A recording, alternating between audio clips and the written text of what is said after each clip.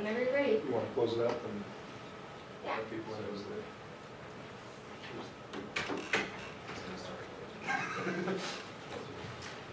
Okay, well, thank you guys for being here today, taking time out of your day to choose to be here. I know you guys have other things that you could be doing. You know, this is a subject I'm pretty excited about. And you guys probably have a good amount of familiarity with the subject already, so hopefully I can kind of add to what you're already learning and add a different perspective. I'm really a sales and marketing professional by trade, by background. I'm not an engineer. I'm currently working on kind of supplementing that piece of it, so I'll talk more about that, but I will share with you what I know, and you guys can feel free to chime in and share with me what you know. So, you know, raise your hands with questions or comments or input, any of your personal experiences with anything I might talk about. So, with that, I'll go ahead and get started, unless we're expecting, you know, a few more. I know we might jump the gun a little bit on the start time. So, good? Yeah. Okay, so my presentation is the space opportunity. And so really what that means is what are the opportunities in the space industry, particularly in Seattle? You know, on the entrepreneurial side, on the employment side, you know, what's happening now, what might happen in the future. So before I get started, just to tell you a little bit about myself, why I'm kind of here in front of you today. This is me at 7 years old. That's my homemade astronaut costume. Thanks, Mom, for that. This was October of 1986. So I had an interest from a ways back. That's really my earliest memory, though, of the space program. You guys know what that is? Challenger. Yeah, that's Challenger. So I was in first grade and can still remember to this day the kind of emotional reaction on my teacher's faces, because for those of you who don't know, there was a teacher on board that shuttle, and she was to be the first private citizen to go to space, non-government official, non-government employee. So it unfortunately wasn't to be, and that had a big impact on the space program in general. But what I realized later in time is that's January of '86, and that picture of me in the astronaut costume was October, so it was actually later that same year. So it didn't seem to dampen at least my enthusiasm and others in the space program at the time. So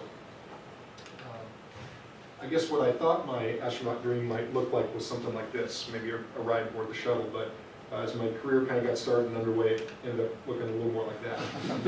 So I was sitting there one day at a nameless, soulless corporation, trying to draw perfectly straight, you know, orange lines on a PowerPoint, and I realized that I have 3 kids at home, that there had to be something a little more to life, and that I needed to do something a little more important and meaningful than this. So my boss called me into her office at the time and said, "What are you doing here, and what do you want to do with your career?" And I realized I didn't have a great answer to that, so I started to think about it, and I asked myself, what was my earliest career ambition? And that's when, you know, the astronaut dream came up. But at, you know, 30 plus years old, I realized I was probably too old to go the NASA astronaut track, and I wasn't an engineer like I mentioned. So I decided to pay my own way down to ISPCS, which is, anybody heard of that before? That's International Symposium for Personal and Commercial Spaceflight in Las Cruces, New Mexico. So that's Virgin Galactic's really American headquarters. And this conference is in October of every year, and it attracts all the, you know, big industry names as it relates to private commercial spaceflight. There's a few big space conferences. This is probably the biggest on the more purely private side, the purely commercial side. You can get the Space Symposium in Colorado, and that's old space and new space. You guys heard the terms old space and new space? Yeah. So really on the new space side, I think this is the most professional and the most, you know, meaningful. I met a ton of people. I met the head of sales for Virgin Galactic, and I said, "Hey, I'd like to get involved in the industry. What do I do?" And she kind of got the ball rolling. So that was really my entry point to the space industry, was on the tourism side. You know, being a sales and marketing professional, you know, rather than an engineer. So I'm actually still working in that to this day. But what it ultimately led me to create was Space Entrepreneurs. So you guys may have seen it from the email. I assume none of you have actually heard of Space Entrepreneurs before today or before you got the email. Yeah, so we're pretty new. We're about a year old. So, but like everything in new space, you know, it's pretty new. So we really do 3 things: networking, resources, and events. So these two pictures here are from our August event. I have to thank Harrison here in the audience. He actually helped us plan this event. So we had about 80 people, and we had anybody from a high school student, an aspiring, pre-college student, to an industry luminary like Eric Anderson here. He, at 21 years old, founded Space Adventures. You guys know Space Adventures? Some of you do, some of you don't. So they are the only company to send private citizens paying to the International Space Station. They've sent 7 people, 1 person going twice, being Charles Simonyi of Microsoft fame. So he did that at 21 years old with Peter Diamandis, so he's kind of a legend in the industry. I mean, he's really, and he also co-founded Planetary Resources. So it was a great evening, and you can see you have an opportunity to meet. I think that's Phil. Britzon, yeah. I don't know. I guess I'll just turn the presentation off. Yeah, that's Phil Britzon of Space Flight Services. I'll talk more about them later, but for a high school student or a college student or whatever, how many of you guys are undergraduate here? And how many graduate? Okay, so about even. So, but for anybody, that's me right there. And just lots of great people to meet. On the resource side, we do have a job board that relates specifically to private space. So, as far as I know, that's really the only one that's aggregating that. So, that's first-hand opportunities I hear about, or Virgin Galactic's HR site. I mean, just aggregates those types of things. So, we also, wrong button. Information source, consulting help, all centered around helping you, start a business or find your path in the commercial space industry. So, partnerships, Space Angels Network, Harrison represented them. They are, as their name implies, an angel investing network. You guys know what angel investors are, really private investors. So they have about 100 members, and they fund about 5 companies a year, and somewhere in the neighborhood of about $1 million per investor. So they have some investment requirements, and Harrison, you may know more about this than I do in terms of the numbers here, but I think they funded 5 or 6 projects this year, and some of them you'll see in a second.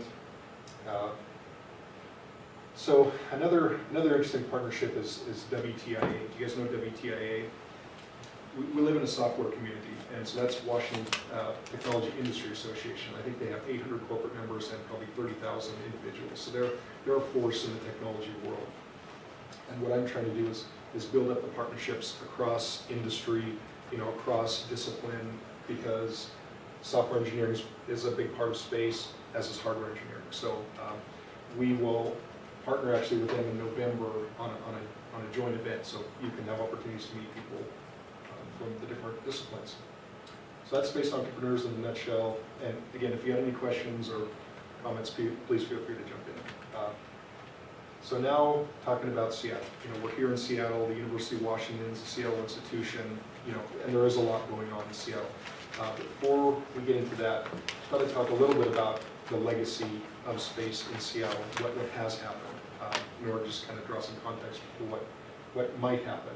So you guys know, I assume that's the Lunar rover, and it was designed at Boeing's Kent Space Center, which has recently been closed down and most likely will be sold or demolished. So, but there's a lot of pride in the area in terms of the work that Boeing has done here.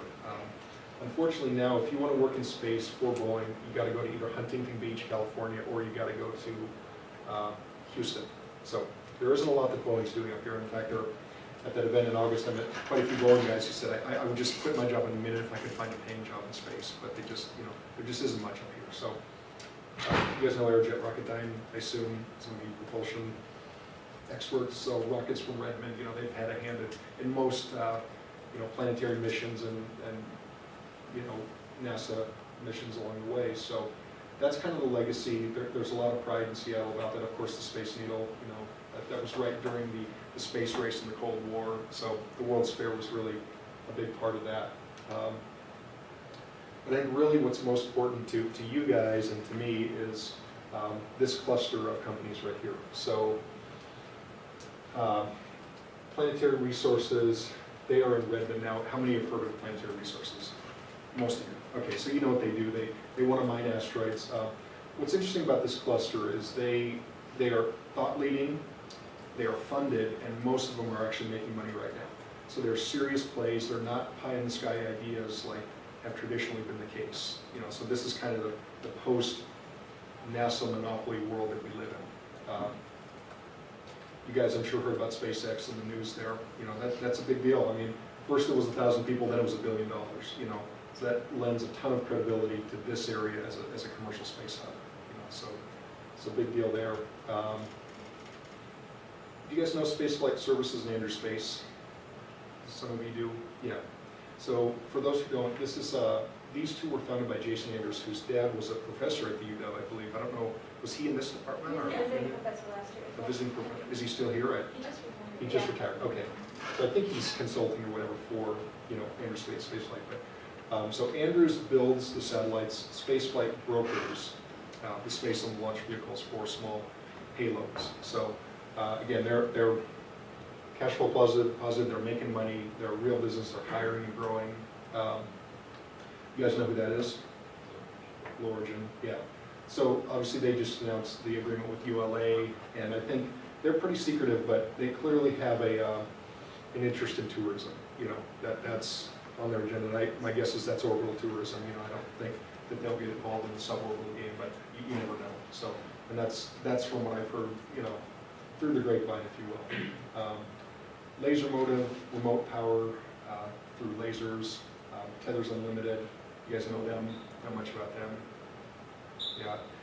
Yes, I know their CEO, Rob Hoyt, but they've got a lot of different things. The space is one component of the business. So some of these are not pure space plays, but they're, a component of their business is space. And, Space Angels will definitely fund companies like that, where they're not, a pure SpaceX space play, but a component of their business. So any that I missed here that you guys know of that you're interested in? Have you ever heard of Shackleton? Shackleton? No. Here in California? No. What do they do? I believe they're a pretty small company, but they're mostly interested in professional Okay. applications. Are they in Southern California or Yeah, in Southern California? Yeah. Huntington Beach kind of area? Yeah. Yeah, interesting. I know the Shackleton from the expedition, the Polar Expedition Shackleton, but I haven't heard of that company. So. They're also interested in mining. It's actually met one of their representatives at a mining conference. We're also Crystal Mm. Resources there as well. I see. It's interesting on that note, like Planetary is clearly the serious play. You guys know Deep Space Industries. They're really a competitor, of Planetary. So, I think we're lucky in that we have a lot of the more serious plays up here. So, I think what supports this cluster and what will help it grow is this infrastructure. I mentioned Space Angels, so they want to grow. They want new investors. They want to hear from entrepreneurs. And that's I think what are they? Are some 3 or 4 years old? They're not. Yeah, they're a little older than that, but in the last 3 years is when we came active. Yeah. So they definitely have big plans, and they've got a lot of media coverage. They had a presence at the World Economic Forum this year. So look for big things out of them. You guys know C4C? Yeah. How many of you have heard of C4C? Okay. So really, the UW itself is trying to become more entrepreneurial, and that's at like the vice provost level. There's, what's the guy's name? Vikram. Is that what you're talking about? Yeah, the one that we were talking about. Yeah.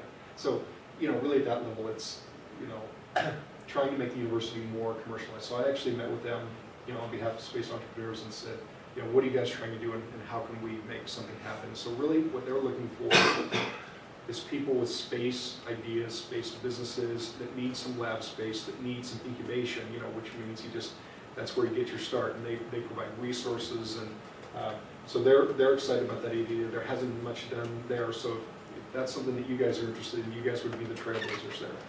It's something that it's been done a little bit at the University of Colorado Boulder. They have the East Space Center, so that the model has worked and it's been tried, but I think we're hoping to take that to a next level. So good way as costs of launch and design costs come down, there's more opportunity there for smaller teams and not kind of large government organizations. Obviously, space entrepreneurs. Anybody heard of the Washington State Space Coalition? some have, some haven't. So this is the official state-sanctioned organization of the state in the space industry in Washington State. So they are under the Department of Commerce, and they have, really they're an embryonic organization. They have a handful of members with representation from, you know, the Blue Origins, the Space Angels, and so forth. So they are separate from the AIAA and some of the other big industry organizations. So they meet quarterly and they discuss, you know, what do we need from the state, what are we trying to do as an industry. So as a whole, there's a lot of support for growth. And so last piece is the talent. You guys right here in this room, you know, you have the IT kind of infrastructure here with Microsoft, Amazon, et cetera, Boeing and its suppliers. So you've got the software and the hardware. Space Angels actually moved their U.S. office from San Francisco, the Bay Area, to here because they believed in the potential of the Seattle space industry. So, and of course, SpaceX, they now officially announced that they may hire up to 1,000 people, and then I think in part for these reasons. So, on that note, in terms of why now, you guys know who this guy is. I'm sure you probably learned about him pretty early on. It's just 35 years between these two. You guys know what that is? Redstone, yeah, it's Mercury Redstone. So that launched the first, you know, astronauts into space for the U.S. space program. So, you know, again, just 35 years between this time. So, you know, I think if you're Robert Goddard and you think of the possibilities at that point, you may have a hard time imagining a Mercury Redstone. But you know, the war had something to do with it. But in any case, I encourage you to think big and start now. You guys know who those guys are. Back then, you know, these things that they're standing in front of were kind of clunky, and even the chairman of IBM said, why would anybody want a computer in their home? You know, well, we know how that story ends, and those guys clearly saw that there was a reason to have a computer in the home. So, next piece is Seattle has seen the incubation of many different industries in the past. You know, we've seen software and Microsoft, we've seen Boeing and airplanes, you know, we've seen kind of Nintendo and Microsoft and video games, even UPS got its start here. So a lot of people attribute that to the culture of Seattle being ideal, you know, as an incubating place for an entire industry. So I believe space is really, commercial space is really the next, you know, we probably won't be a launch site, but certainly engineering, software and hardware, thought leadership, you know, that type of thing. I think we're well positioned for that. We also have big backers with big money, putting their money where their mouth is. I mean, really serious plays. So Simone, I mentioned, Planetary Resources, Paul Allen. You guys know Stratolaunch, I assume? Yeah, so heavier payloads like Virgin Galactic, similar concept for heavy payloads. They're actually based in Alabama, unfortunately, but you know, Paul Allen also funded the development of Spaceship One and that ultimately won the X Prize. You know, there's the new engine that will go, I think, on the Delta launch vehicles. This new engine, you guys know what? Anyways, it's a U.S. made engine, U.S. source engine, which decreases our reliance on Russia. So big names, big money. So on to your idea. You know, I picked these images because these are kind of traditionally science fiction images. I mean, they, you know, everybody's seen the lunar colony and the orbiting hotels and, you know, the Mars colony. But I want to take a moment just to encourage you, you know, whatever your space idea is, you know, even if you want to go work for somebody while you develop that idea, while you build that idea up, just leave it be, you know. Don't let other people tell you, and don't tell yourself that it can't happen. I mean, it's too expensive, or it's too science fiction, or it's too difficult. And the reason why I feel confident telling you that today is because we now have an example on the private side of how that can be approached and how that can be done. You guys know Elon Musk well and what he's doing, but what I found fascinating was he had a simple belief and a simple mission. That was to make human life multiplanetary. And that was based on his personal belief that we were better off being multiplanetary for the survival of the species and to make life more interesting and so forth. But, you know, he originally looked at NASA as a way to make that happen, and he went to NASA's website and realized they don't really have a clear plan, you know. So they went to the Russians and said, well, can we make this happen? They didn't have a way, so he said, well, my only other option is to do it myself, you know.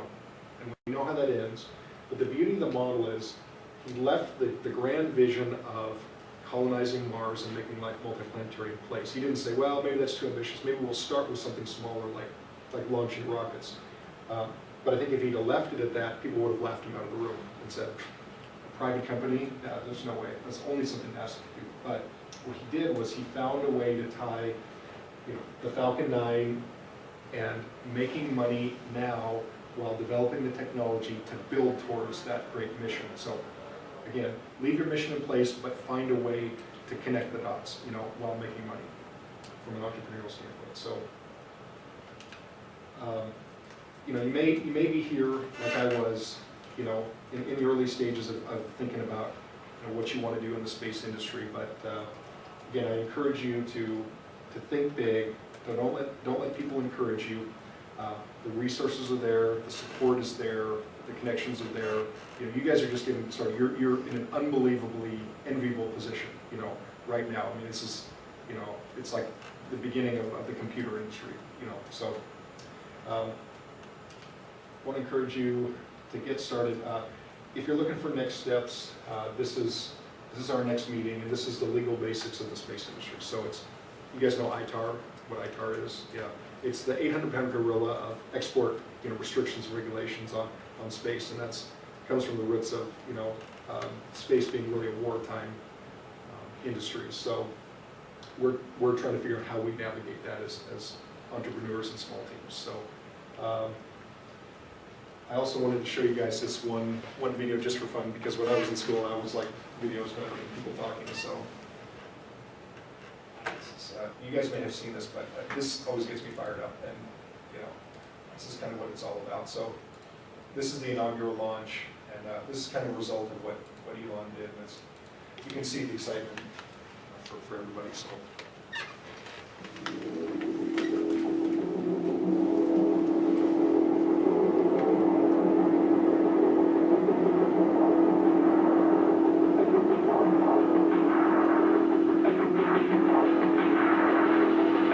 Five, 4, 3, 2, 1, 0. Liftoff of Falcon 9. Falcon 9 is clear to top. Starting mission.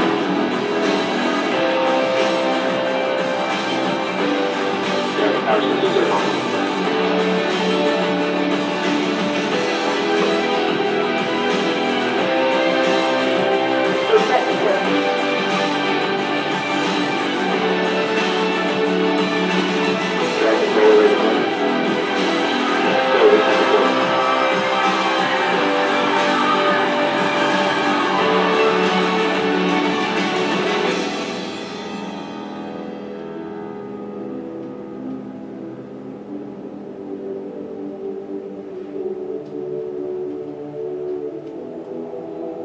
They're initiating the capture of the Dragon. Standing by. Capture is confirmed.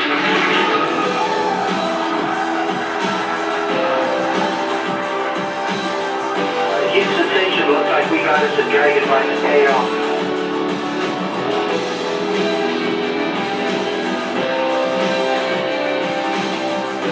I spent quite a bit of time poking around in here this morning, just looking at the engineering and the layout, and I'm very pleased.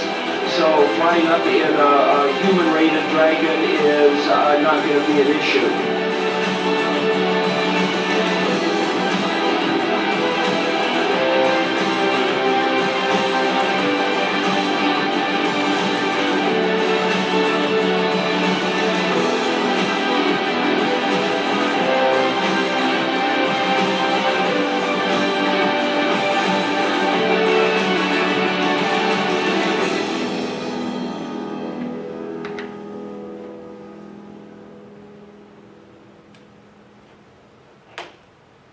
So that's what I've got for you. I'm happy to open it up to discussion and questions and whatever you want to talk about.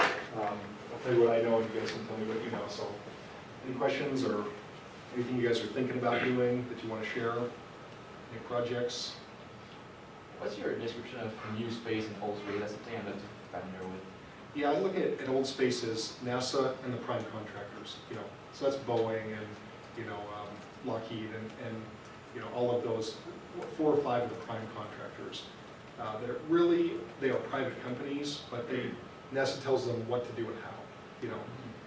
On the private side, it's really people saying, you know, SpaceX is somewhere in between reality. You know, NASA tells them what they want, but doesn't tell SpaceX how to do it. You know, a planetary, you know, there's some, they do some consulting work for NASA, so, but they really are saying, this is what we want to do, you know, and this is how we're going to do it, instead of NASA telling them. So it's all private companies kind of determining their own mission versus a directorate from NASA and ultimately from Congress. So that's my definition.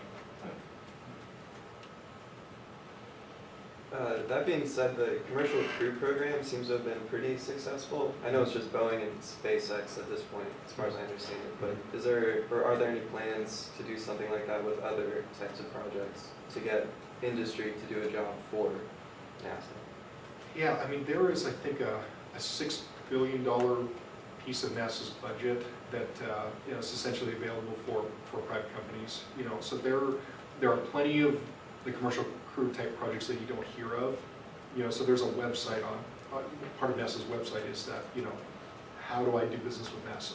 You know, what do they need and how might my company or my skills fit that? So there's money every year to do that, but that's the stuff you just don't hear about. So yeah, I would encourage you, if you're interested, you know, in looking for money in that way, you know, go to the website. You know, I don't necessarily know anybody at NASA that controls the purse strings. You know, I know somebody at the office, but you know, if you do your due diligence, there's opportunity there.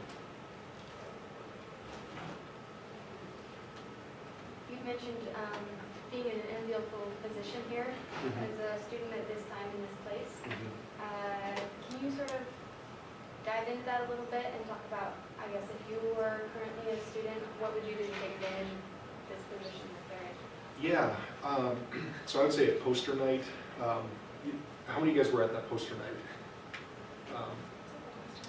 I met a few people from the Rocket Club. So there's a Rocket Club here for those of you who don't know, but you know, Blue Origin is hiring engineers all the time, you know, and interns, you know. So if you're in propulsion, you know, and you've got an opportunity to work for Blue Origin right now, I mean, there's only a handful of private kind of propulsion-related opportunities. I mean, of course, there's Aerojet, but you know, you've got a growing Rocket Club. You've got a company that's trying to grow within, you know, propulsion.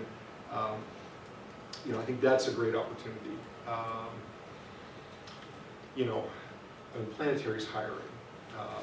SpaceX is hiring. You know, whether you're going for an internship. I mean, the beauty of the commercial space industry is it's small. You know, and even myself, a sales marketing guy without space industry experience 5 years ago, was able to come in and people were welcoming enough across the industry that you know, you can meet CEOs. I mean, like Harrison, you know most everybody at Space Ingles now, right? You know, so I don't think neither you or I would be able to do that if this was IT. You know, you can't just meet Steve Ballmer. You know, so if you know, in this community, you have a lot of those people around at these events, and they are friendly and open, and they have been to me, and I'm sure they will be to you. So you can, whoever you want to meet, you just go meet them. You know. But kind of take that opportunity while you can. So you're saying just approach and ask the questions and they talk to you? Yeah. I mean, you can find you can find Chris Lewicki, you know, CEO of Planetary, out and about. So yeah, whatever your idea is, you know, start that process. You know, I'd start big. Even if you want to go work for somebody, have your own vision of how working for that company will lead you to your ultimate goal. You know, and then find the right people to meet that will help you make that a reality.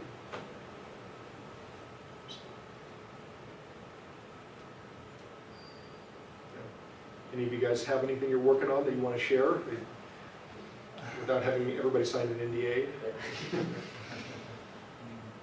No? What are your areas of interest? What gets you guys excited about the space industry or space in general? Electric propulsion. Okay. So, who's in electric propulsion? We toured Aerojet a couple of weeks ago, Yeah. more than a couple weeks ago. That's pretty cool. Yeah. Yeah. So electric over plasma? Yeah, well, both would be Both. nice, yeah. But they're really the only company I know of in the area that does a lot of EP. I don't know, I'm not that well versed on the EP market here, but I don't know, are there other companies that are looking forward to that, or is it mostly? What's your company's name? Well, I don't have a company You don't right have a now. company yet. My company is the lab down in the basement in the next building next door. There you go. Yeah, I don't, I don't know if there are any existing, but Yeah. maybe that's an opportunity. I mean, there's some members of Space Entrepreneurs who are creating kind of some software engineering that will help design. They believe they will help, hardware design, propulsion design happen much quicker. So they kind of looked at the SpaceX model of engineering, and they called it a kind of churn and burn, where they hire a ton of engineers right out of college, work them 67 hours a week, burn them out, and then get a new crop in. These guys want to kind of, by an order of magnitude, get those engineering costs down. So when you think about that in electric propulsion or whatever, that may not be the present, but at some point it may be. Again, the barriers of entry will continue to get lower in terms of cost and engineering, viability. So just keep that in mind.